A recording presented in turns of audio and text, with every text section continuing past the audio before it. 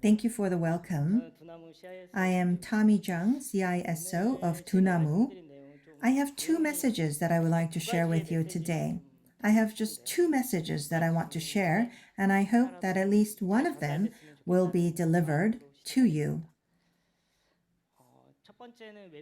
So the first message is about Web3 security.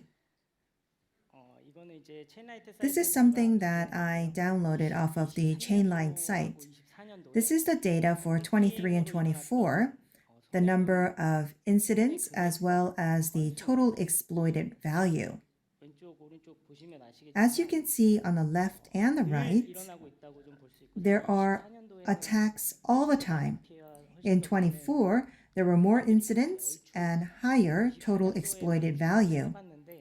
In 24, the estimated value is 180 incidents until September, and the total exploited value is 2.5 trillion. It is quite high. And we took a look at the contents of security incidents. It can be categorized into three different categories. First, on Web3, there are smart contracts and codes, and so malicious activities are using these contract vulnerabilities. And the second type is control hijacking. This actually is something that the operator should be more prudent about. If you take a look at the contents, in terms of the number of incidents, almost half of the incidents are related to contract vulnerability, but in terms of the total exploited value, control hijacking is twice as large as contract vulnerability. And so this is something that operators should be more prudent about, and I do believe that they need to prepare well for such incidents. And the third type is rug pull, and that is actually a type of fraud. In the past, they would create a project and then they would receive investments. And then, using the investments, they would create a project and then they would run away with the money. That's the type of moral hazard that existed in the past. But these days, they would create a vulnerability and they would hack themselves. And then they would announce that they were hacked. And that type of fraud happens. And a lot of amount is under miscellaneous, and that means that it's still under investigations, and so it has not been confirmed yet. Let's take a look at each example. First is the smart contract vulnerability. In February of 2024, there was the BonkDAO project. BonkDAO is a lending protocol, so they lend money, but at Oracle, you can deposit the token, and then they would say that after depositing the token at Oracle, that they would borrow money, and they would get ALBT, and they would use the vulnerability of ALBT to increase the price. And then they would borrow BEUR based on ALBT, but BEUR can be exchanged to USDC. And so they would raise the value, and then they would borrow BEUR and exchange that to USDC, and then take the tornado cash from that. Of course, later on, Oracle checked this, but they had already run off with all of the money, and the project ended. The second is the control hijacking. This is a PAC finance case. So what they would do is you would deposit your crypto and you would receive interest off that deposit. While this project was ongoing, the LTV was at 70. Well, you probably know about LTV because people talk about LTV related to your mortgages. And so the LTV, without warning, was lowered to 60% from 70%. And so, automatically, $26 million was liquidated. And so it was automatically liquidated. So the people who had borrowed money actually were all liquidated. This was due to control hijacking, and the developers actually pointed out the vulnerabilities, but nothing happened. And so that is why control management is very important. And the third type is rug pull. And we believe that it's a rug pull, but they say that they were hacked. This happened in July of 23. There was a lending protocol called ERLend. And in the contract, there was a repeatedly called vulnerable function. So you could repeatedly call a function, and we suspect that the vulnerability was left intentionally because people had pointed out this vulnerability. And the amount is not large. It's 3.4 million in USDC. So if we take a look at these security incidents,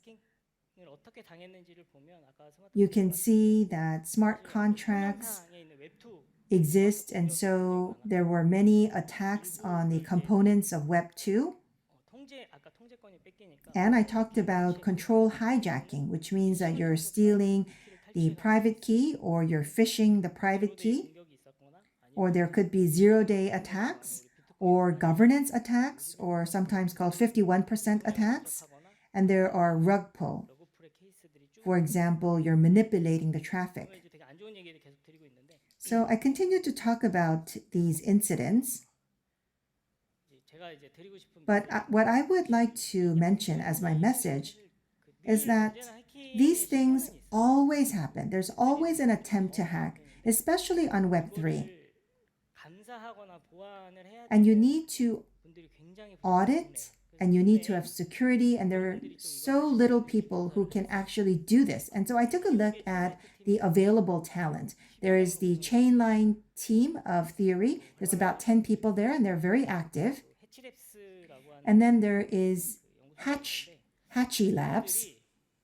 But these people, they have already found jobs overseas, and so they're not working in Korea right now. And then there's SVC Soft. And this company, their latest report was in 2022. And then there is the Korea University and Team H4C, who are involved in academic exchanges. So if you take a look here, the only team that is active is the Chainlight team. And so Theory and Dunamu decided that we need to foster talent for Web3 security, and that is why we launched the Upside Academy. So we launched the academy on July 1st of this year, and we selected 19 students for the academy, and the program was completed in early November. 18 people graduated. Thankfully, there was a competition of 12-1 to get a spot at the Upside Academy. And as I mentioned before, 18 graduated. But there were 23 mentors from Dunamu and Theory. So we did work very hard for this project, and this project went on very well. It was quite successful. We have many students from the Upside Academy here today. And we conducted a satisfaction survey, and we got over 93%, which was quite surprising. And at the end of this session, we will have 2 projects presenting. There were 4 projects in total for the academy, so I hope you will stay with us until the very end so you can listen to the projects. And we will start round 2 very soon. Let me take this opportunity to share this information with you. We have started to receive applications from November 4th, and we will continue until December 2nd. And there are many people applying for this academy. And I look forward to many people who love Web3 security joining the second round of our academy.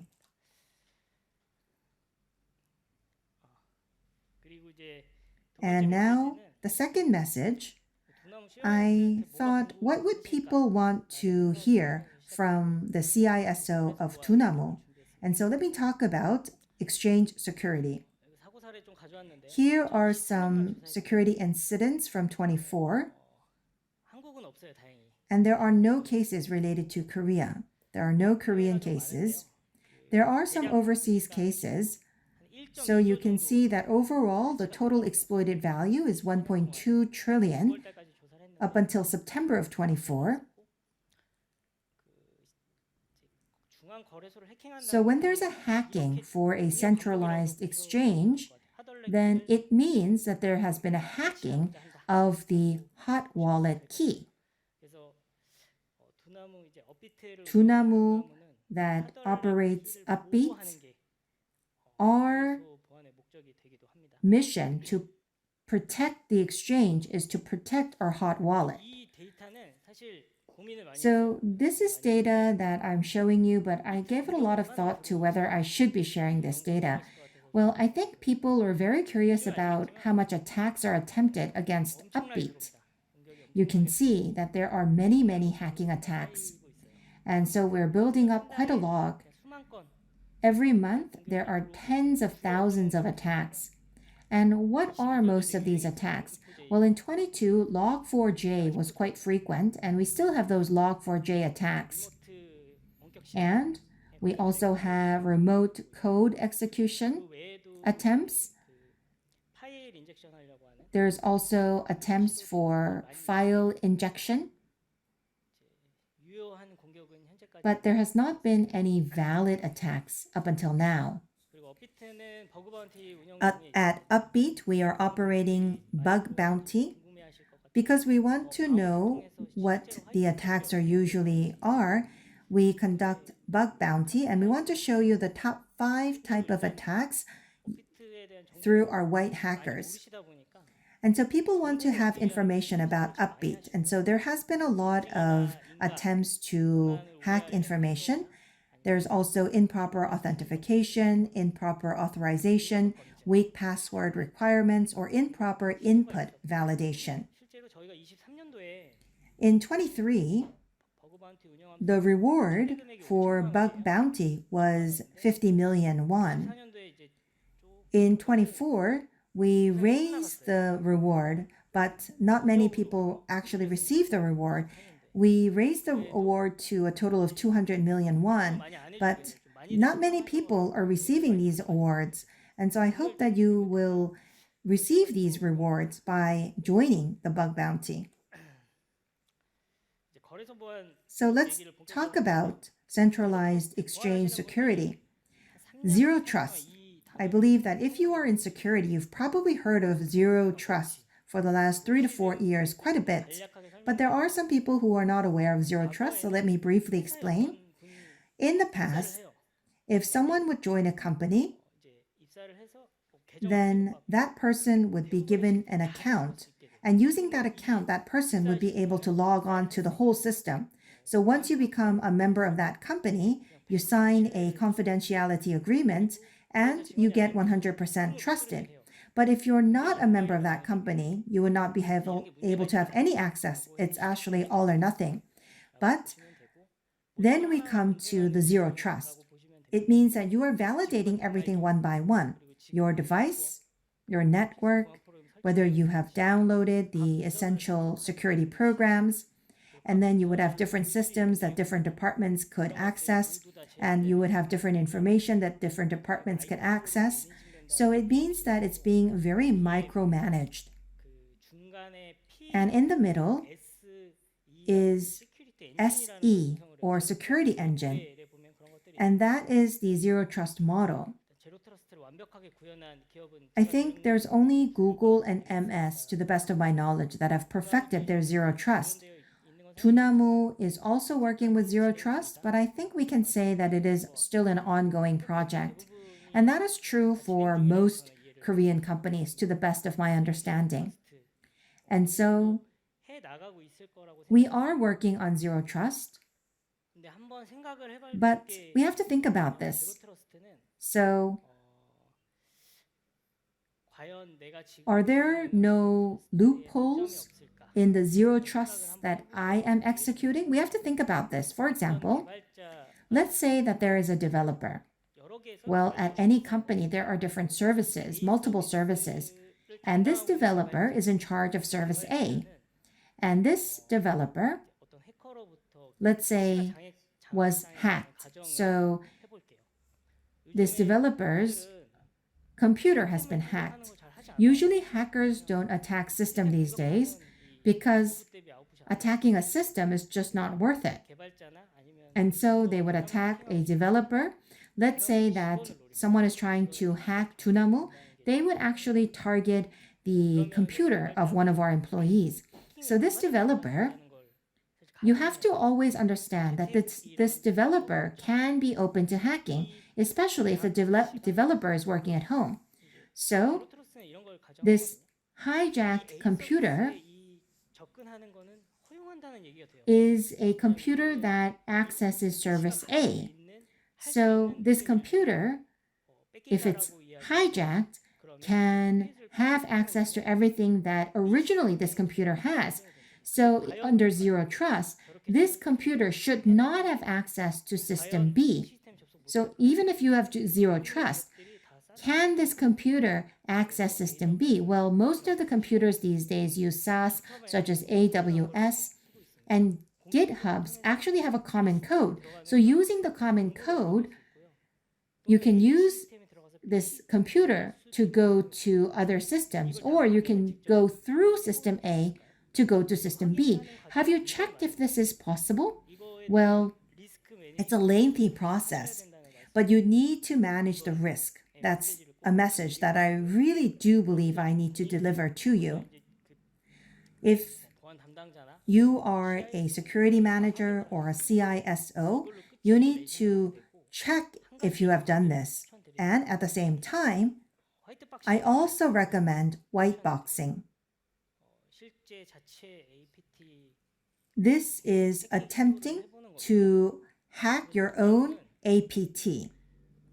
At Dunamu, well, before I came here, I read something on an anonymous bulletin board. Someone wrote, "Is Upbeat actually safe?" Someone actually wrote this on the bulletin board, and I hope the person who wrote this is listening to my presentation. We actually work with theory, and we had 10 white hackers of theory working for 8 weeks using our developer's computer. We didn't provide them with any existing information, but we gave them our developer's computer and we said, hack Upbeat's hot wallet key. And they had 8 weeks to do this. So they utilized various routes and vulnerabilities, but they were not able to hack our hot wallet key. But in that process, we were able to find numerous vulnerabilities. Well, all of the recommendations that I provided you with, we have done all that. But when we did white boxing, we found many, many vulnerabilities. Of course, we have fixed those vulnerabilities at this point in time, but we want to make sure that you do white boxing. Zero trust should not be a rhetoric. You have to check if it has been implemented accurately. So let's say you're doing your work and you receive ISMS and you say, well, I've set all of the authorities, but you have to check for yourself. You have to go through these processes so that you can check for yourself. And that brings me to the end of my presentation on the readiness of security engineers. I hope that you found the presentation useful. Thank you very much.